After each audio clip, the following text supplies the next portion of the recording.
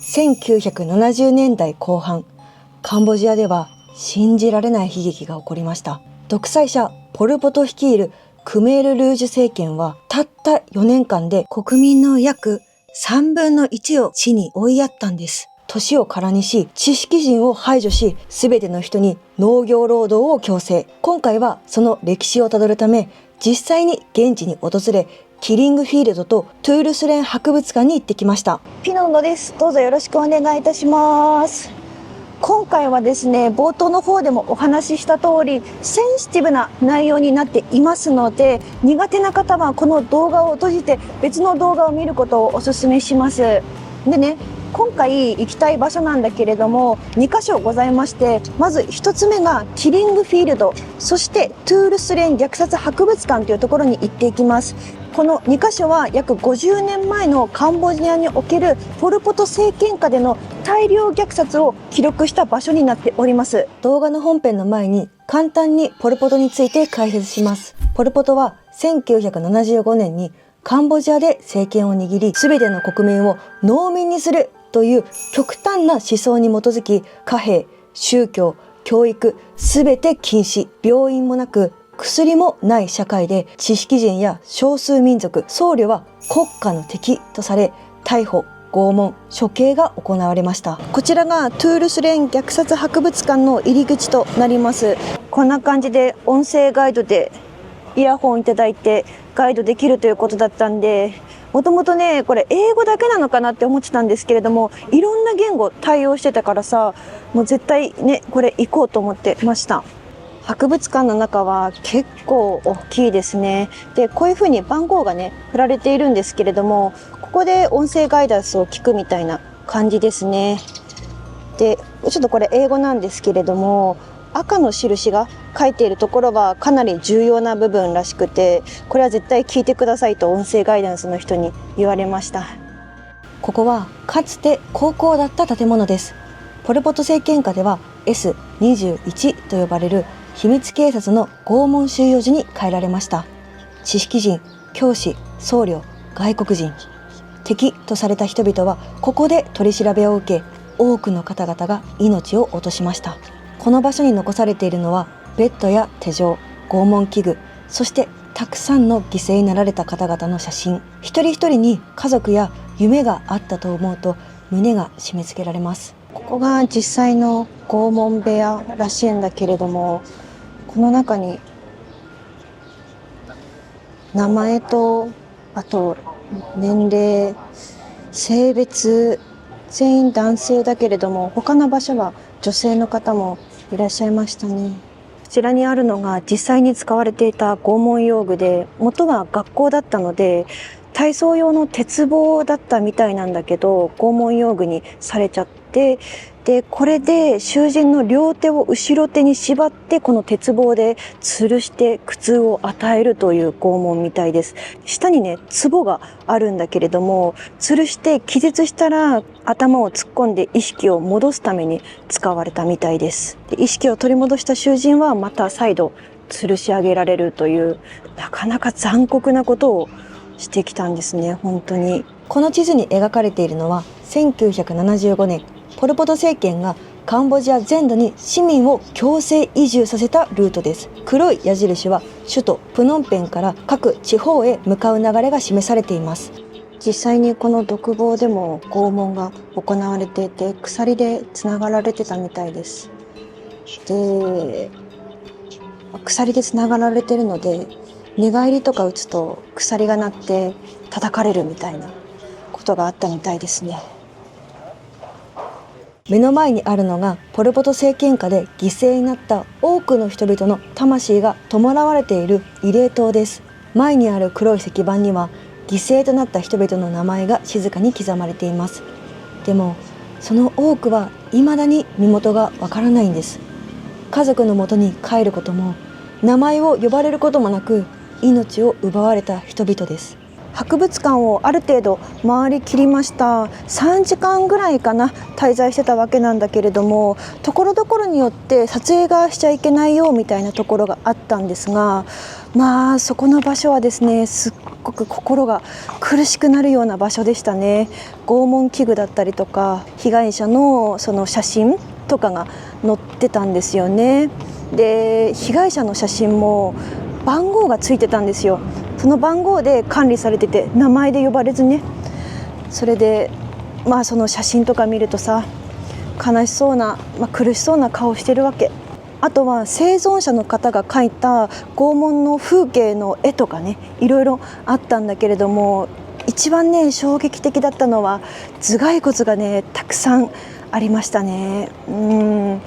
レプリカとかならね見たことあるけど、実際の人の頭蓋骨だからね、心にグッとくるものがありましたね。で、私ね、こういうのって教科書とかさ、インターネットとかで見ればいいじゃんって思う人も多いと思うんだけれども、写真とか NG なところもあったし、実際にこうやって足を運んでみないと体験できない空気感とかもあると思っているんですね。なんで行く価値は非常にあるかなって思っていまして、実際にここに来てみて、今どこかはわからないけれども、どこかの世界で同じようなことが起きているかもしれないじゃないですか。今自分自身が何ができるのかっていうところを、今すぐに回答はできなくても考えるっていう価値がある体験ができたなと思っているんですよ。この場所で行われたような虐殺は二度ともうどこの世界でも起こしてはいけない過ちだなと思いましたね。もし日本もさ、分かんないですよ、どうなるか分からないし、今ね本当不景気だしさ、デモとかも結構行われてるじゃないですか。昔よりは平和じゃなくなってきてるから、いつどうなるか分からないから、今回ねこうやって旅をしているのも、いつどの国がどうなるかわからないから行きたいっていうところもあるんですよね。そんな感じで、次に関してはキリングフィールドに行きたいなと思います。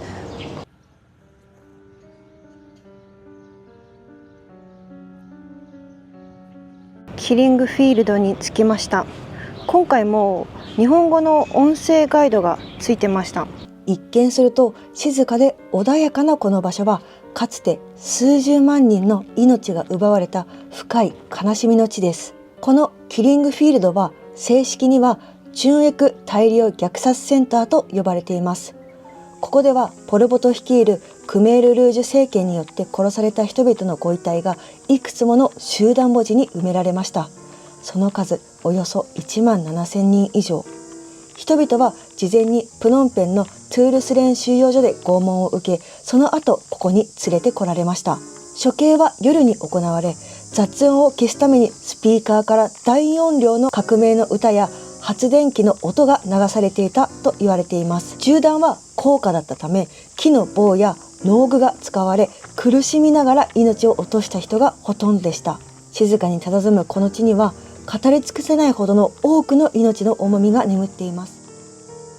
こちらがトラックの停車場だった場所みたいですね。先ほど言ったトゥールスレンなどの施設から囚人たちがトラックで運ばれて、このキリングフィールドにて殺害をされたという場所になっています。こちらの穴はポル・ポト政権によって処刑された人々のご遺体が埋められているところで、450体ものご遺体が見つかったそうです。こちらにね、シュシュとかブレスレットとかですね、置かれているんですけれども、世界中の人々が追悼の印として置いていかれたものみたいですね。カンボジアの伝統や仏教の文化では、こういったカラフルな数珠だったり紐は祈りの意味を持っているみたいです。こちらの衣服が1980年以降に先ほどの穴から雨によって浮きできてきた衣服らしいです。この中には子供の服とか、あとは手足を縛ったような縄とかも見つかってるみたいですね。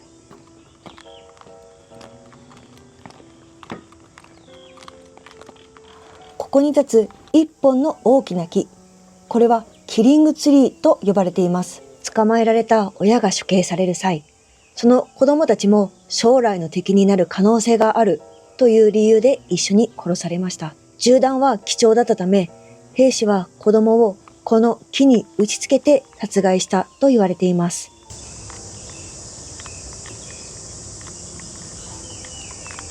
こちらの慰霊碑の中には多くのご遺骨がございますね。ガラス張りで中には犠牲者の頭蓋骨や衣服が収められてるみたいで、高さは約17メートル。骨は年代とか性別とか死亡時の状態などに分けられて並べられてるみたいですね。こういった慰霊塔はカンボジアに多くあるみたいなんですけれども、ほとんどがね、写真撮影ダメみたいなところが多いみたいで、ただこちらに関しては OK みたいですね。この場所に関しては日陰があんまりないので常に暑かったです。日陰に入るとさ、虫さんが顔の周りにうろうろうろってするわけなんだけれども、で先ほどねちょっと考えてみたんだけれども、私が今できることっていうのはこういったことを忘れないこと、そして忘れないためにも後世にどんどん発信していくことだなと思っています。非常にね濃い体験ができて、今回はねカンボジアに来れてよかったなと思っております。ただ人によってはねかなりセンシティブなところだったと思うんですけれども、もしね来る機会があれば日本語の音声ガイドがありますんで、ぜひね体験してみてください。ということで今回の動画は以上となります。よかったらチャンネル登録と高評価いただけると動画作りの励みになりますので、よろしくお願いいたします。バイバイ。めちゃめちゃ暑いですね。いやなかなかね心が苦しい場所に来てしまったけれども、こういったところに行っていろんな国の歴史を知ることもできるのでね、